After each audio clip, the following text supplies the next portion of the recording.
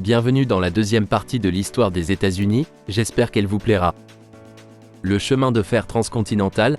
La construction du chemin de fer transcontinental dans les années 1860 a encore facilité l'expansion vers l'ouest en fournissant une connexion rapide et efficace entre la côte est et la côte ouest. Homestead Act, 1862. Le Homestead Act accordait des terres gratuites à ceux qui souhaitaient s'y installer, à condition qu'ils améliorent la terre en construisant des maisons et en cultivant. Cela a encouragé la migration vers l'ouest. Réservations autochtones et déplacements. L'expansion vers l'ouest a eu des conséquences importantes pour les peuples autochtones qui habitaient ces terres. Beaucoup ont été déplacés de leurs terres ancestrales vers des réserves, entraînant des conflits et des tragédies telles que la piste des larmes. Fermeture des frontières. À la fin du 19e siècle, la frontière américaine était considérée comme fermée, car la majeure partie du territoire disponible était déjà occupée ou attribuée. Cette fermeture marque la fin d'une époque d'expansion territoriale. L'expansion vers l'ouest a non seulement transformé la géographie des États-Unis, mais a également eu un impact profond sur sa démographie, son économie et sa culture. Ce processus a influencé la formation de l'identité nationale et la création de la nation que nous connaissons aujourd'hui.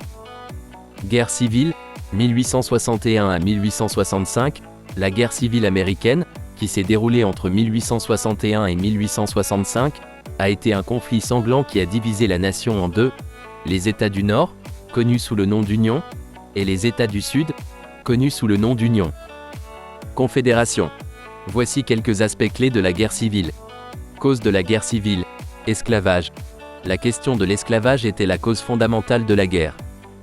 Les tensions entre les États esclavagistes du Sud et les États libres du Nord se sont accrues au fil du temps. Divergences économiques et culturelles. Il existe également des divergences économiques et culturelles, notamment des différences en matière d'agriculture et d'industrialisation. Sécession et formation de la Confédération. Sécession. Après l'élection d'Abraham Lincoln comme président en 1860, plusieurs États du Sud ont fait sécession de l'Union, arguant qu'ils en avaient le droit en vertu de la théorie de la souveraineté des États. Confédération. En 1861, ces États se sont joints pour former la Confédération, élisant Jefferson Davis comme président. Attaque de Fort Sumter, 1861, début des hostilités. Le 12 avril 1861, les hostilités débutent lorsque les forces confédérées attaquent Fort Sumter en Caroline du Sud, occupé par les forces de l'Union. Début officiel de la guerre civile, cet événement est considéré comme le début officiel de la guerre civile. Principaux théâtres de guerre, Est. La plupart des batailles à l'Est ont eu lieu en Virginie, y compris des batailles célèbres telles que Bull Run, Fredericksburg et Gettysburg. Ouest. Le théâtre occidental comprenait des batailles au Tennessee, au Missouri et au Mississippi. La prise de Vicksburg par l'Union en 1863 fut un événement crucial. Proclamation d'émancipation, 1863. Abolition de l'esclavage. En 1863, le président Abraham Lincoln a publié la proclamation d'émancipation, qui déclarait libres les esclaves des États rebelles. Cela a transformé la nature morale et politique de la guerre. Gettysburg et Vicksburg, 1863, bataille de Gettysburg. En juillet 1863, l'Union remporte une victoire cruciale à la bataille de Gettysburg, considérée comme un tournant dans la guerre. Capture de Vicksburg. Au même moment, l'Union s'empare de Vicksburg, ouvrant le fleuve Mississippi et divisant la Confédération en deux. Sherman et la marche vers la mer, 1864, Général Sherman. Le général de l'Union William T. Sherman a mené une campagne brutale connue sous le nom de Marche vers la mer, détruisant des ressources et provoquant la reddition des villes du Sud. Reddition d'Appomattox, 1865, fin de la guerre. La guerre a pris fin le 9 avril 1865, lorsque le général confédéré Robert E. Lee s'est rendu au général de l'Union Ulysses S. Grant à Appomattox, en Virginie. Reconstruction. Après la capitulation, la période de reconstruction a commencé pour réintégrer les États du Sud dans l'Union et résoudre les problèmes résultant de la guerre. La guerre civile a eu un impact durable sur les États-Unis. Au-delà des énormes coûts humains et économiques, la guerre a redéfini la nation et jeté les bases de l'abolition de l'esclavage et de la poursuite de la lutte pour les droits civiques. Reconstruction. La reconstruction aux États-Unis fait référence à la période qui a suivi la guerre civile, d'environ 1865 à 1877. Il s'agissait d'un effort visant à restaurer et à réintégrer les États du Sud qui avaient fait sécession pendant la guerre. ainsi qu'à résoudre les problèmes sociaux, politiques et les résultats économiques. Voici quelques points clés sur la reconstruction. Émancipation et fin de la guerre civile, 1865, avec la proclamation d'émancipation, 1863, et la fin de la guerre civile en 1865, l'esclavage fut aboli aux États-Unis. La reddition de Robert E. Lee à Appomattox en avril 1865 marqua la fin des hostilités. Assassinat d'Abraham Lincoln, 1865. Lincoln a été assassiné en avril 1865, quelques jours seulement après la capitulation de Lee, ce qui a eu un impact significatif sur le processus de reconstruction. Plan de reconstruction de Lincoln. Le plan initial de reconstruction de Lincoln était relativement modéré et cherchait à réincorporer rapidement les États du Sud dans l'Union avec peu de restrictions. Droit civique et 13e amendement. Le 13e amendement à la Constitution a été ratifié en 1865, abolissant définitivement l'esclavage. Les lois sur les droits civils de 1866 ont été adoptées pour accorder des droits et des protections juridiques aux citoyens noirs. Acte de reconstruction, 1867. Après l'assassinat de Lincoln, le Congrès a dirigé le processus de reconstruction avec les actes de reconstruction, qui ont divisé les États du Sud, ont été transformés en districts militaires et ont exigé qu'ils adoptent de nouvelles constitutions garantissant les droits civils. 14e et 15e amendements. Le 14e amendement, 1868, accordait la citoyenneté et une protection égale devant la loi à toutes les personnes nées ou naturalisées aux États-Unis. Le 15e amendement, 1870, garantissait le droit de vote sans distinction de race ou de couleur. Gouvernement provisoire et élections. Pendant la reconstruction, les États du Sud étaient gouvernés par des gouvernements provisoires, dans de nombreux cas dirigés par des Blancs du Nord ou des dirigeants afro-américains. Des élections ont eu lieu et de nouveaux gouvernements ont été formés dans les États du Sud. Violence et discrimination. Au fur et à mesure que la reconstruction progressait, des groupes tels que le Ku Klux Klan ont émergé pour résister au changement et opprimer la population afro-américaine. Les lois Jim Crow et les pratiques ségrégationnistes ont émergé dans les États du Sud, institutionnalisant la discrimination raciale. Fin de la reconstruction, 1877. La reconstruction a pris fin en 1877 lorsque le compromis de 1877, qui a conduit à l'élection de Rutherford B. Hayes à la présidence, a entraîné le retrait des troupes fédérales du Sud. Cela marqua le début de l'ère de la « rédemption », au cours de laquelle le contrôle blanc fut rétabli dans le Sud et des lois ségrégationnistes furent mises en œuvre. La reconstruction a laissé un héritage complexe. Bien que des progrès aient été réalisés en matière de droits civiques et de citoyenneté, le retrait des troupes fédérales et la mise en œuvre de lois ségrégationnistes ont marqué le début d'une période de discrimination systémique et de lutte pour les droits civiques qui s'est poursuivie pendant des décennies. L'ère progressiste. L'ère progressiste aux États-Unis s'est étendue approximativement de la fin du XIXe siècle jusqu'à la Première Guerre mondiale et a été caractérisée par une série de réformes sociales, politiques et économiques destinées à résoudre les problèmes associés à l'industrialisation, à l'urbanisation et aux inégalités. Je présente ici quelques aspects clés de l'ère progressiste. Contexte de l'ère progressiste. L'ère progressiste a émergé en réponse aux défis et aux inégalités sociales générées par l'industrialisation et l'urbanisation au tournant des 19e et 20e siècles. Des facteurs tels que la corruption politique, les conditions de travail malsaines, les inégalités économiques et l'absence de réglementation des affaires ont été des facteurs déterminants. Réforme politique, droit de vote des femmes.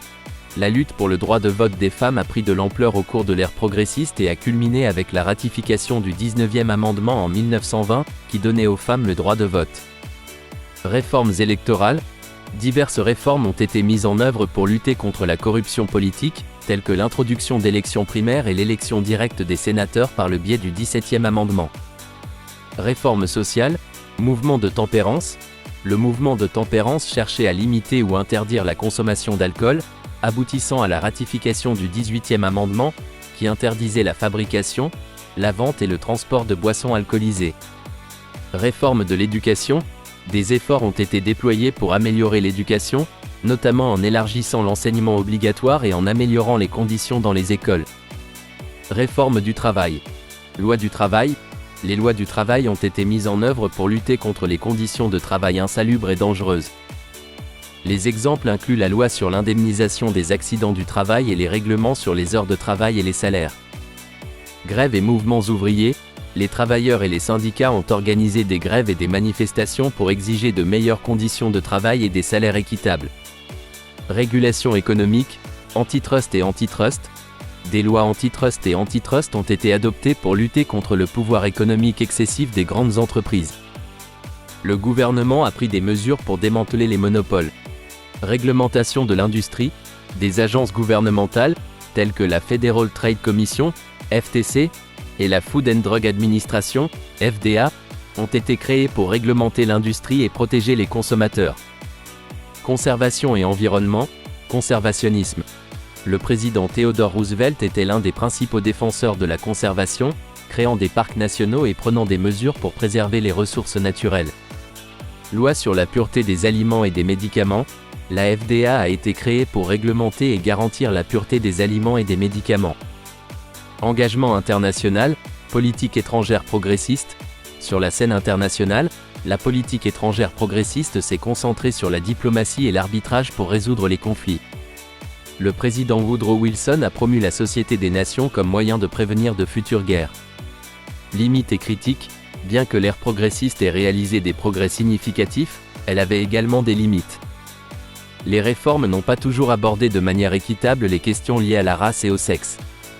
Il y a eu des critiques de la part de ceux qui estimaient que les réformes n'étaient pas suffisamment loin en termes d'égalité et de justice sociale.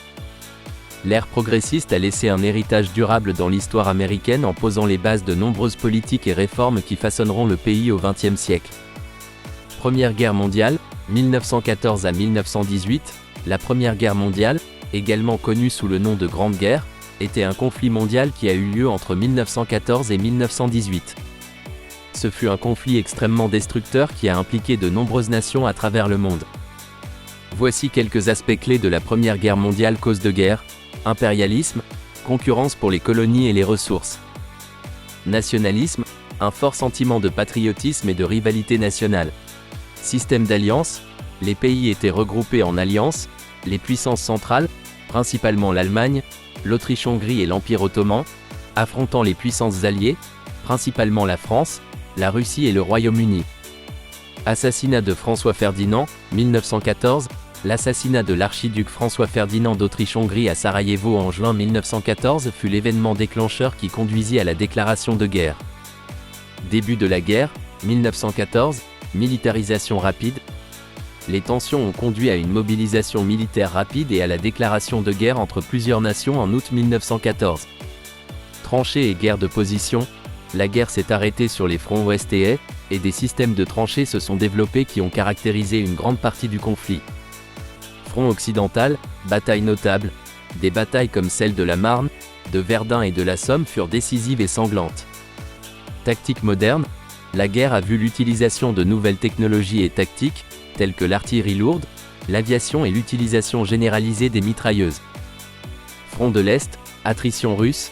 La Russie a connu de lourdes pertes et des défis logistiques. Retrait russe et révolution de 1917. En 1917, la révolution russe a conduit au retrait de la Russie de la guerre et à la montée du gouvernement bolchevique. Intervention des États-Unis, initialement neutre, les États-Unis sont entrés en guerre en 1917, principalement grâce à la guerre sous-marine sans restriction de l'Allemagne et au célèbre télégramme Zimmermann. Fin de la guerre, 1918, offensives alliées. En 1918, les puissances alliées lancent avec succès des offensives, affaiblissant les puissances centrales. Armistice, le 11 novembre 1918, l'armistice est signé, mettant fin aux hostilités sur le front occidental. Traité de Versailles, 1919, conditions sévères. Le traité imposait des conditions sévères à l'Allemagne, la blâmant en grande partie pour la guerre et exigeant d'importantes réparations. Société des Nations, la Société des Nations, une organisation internationale destinée à prévenir,